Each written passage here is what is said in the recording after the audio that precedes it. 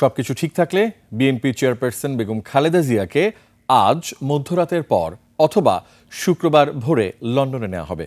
বিশেষজ্ঞ চিকিৎসকদের পরামর্শে তাকে লন্ডনে নেওয়ার সিদ্ধান্ত হয়েছে। বেগম জিয়ার চিকিৎসক AZM জাহিদ হোসেন এ তথ্য জানিয়েছেন।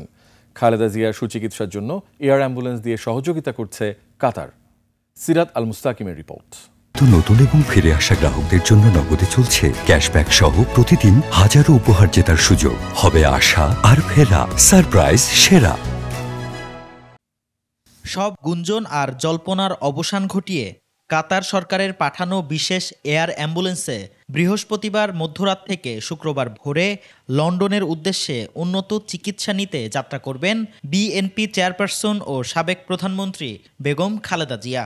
যদি সব কিছু ঠিক থাকে, আমরা কাতার রয়্যাল এয়ার অ্যাম্বুলেন্সের মাধ্যমে দেশনেত্রী বেগম খালেদা জিয়াকে আজকে এই মধ্যরাত্রির পরে অথবা আগামীকালকের সকালের ভিতর ইনশাআল্লাহ আমরা ওনাকে ইউকেতে অর্থাৎ লন্ডনে ওনাকে একটা নির্ধারিত হসপিটাল আমরা ঠিক করেছি, সেখানে আমরা ইনশাআল্লাহ ওনাকে নিয়ে যাব। বেগম জিয়ার স্বাস্থ্য ঝুঁকি বিবেচনা করেই লন্ডন যাত্রার সিদ্ধান্ত নেন চিকিৎসকরা।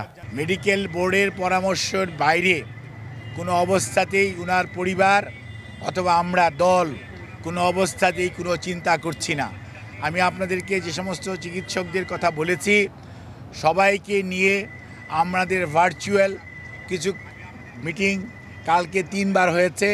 ফিজিক্যালি দেখেছি ইউকের ডাক্তার এবং চাইনিজ ডাক্তার। বেগম জিয়ার সঙ্গে লন্ডন যাত্রায় থাকবেন চিকিৎসক ও পরিবারের সদস্য সহ 16 জন। ওনার যাওয়ার সময় ওনার সাথে যে বিশেষজ্ঞ চিকিৎসক হিসাবে বেশ কয়েকজন চিকিৎসক এবং দেশের বাইরের 2 জন চিকিৎসক ওনার সাথে থাকবেন। এদিকে বেগম জিয়ার এভারকেয়ার থেকে বিমানবন্দর যাত্রা নির্বিঘ্ন ও ত্রুটিমুক্ত করতে দুপুরে হাসপাতাল এলাকায় দেয়া হয় সেনা ও বিমান বাহিনীর যৌথ হেলিকপ্টার মহড়া।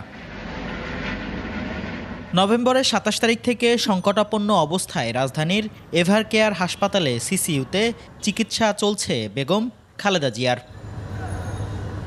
সিরাত আল মুস্তাকিম, 21 টেলিভিশন, ঢাকা।